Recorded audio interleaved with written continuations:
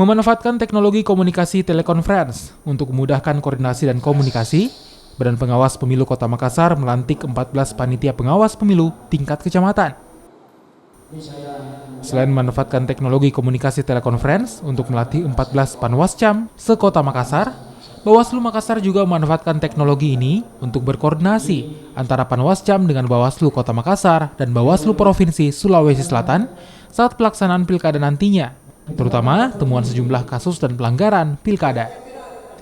Hingga saat ini, baru 14 kecamatan yang dapat memanfaatkan teknologi komunikasi telekonferensi lantaran kecamatan Sangkaran terkendala jaringan internet. Siap, makanya rencananya nanti pada saat berjalan kita akan selalu mengecek kesiapan mereka itu per hari Senin. Hari Senin kita akan melakukan hal-hal yang seperti ini tiap hari Senin.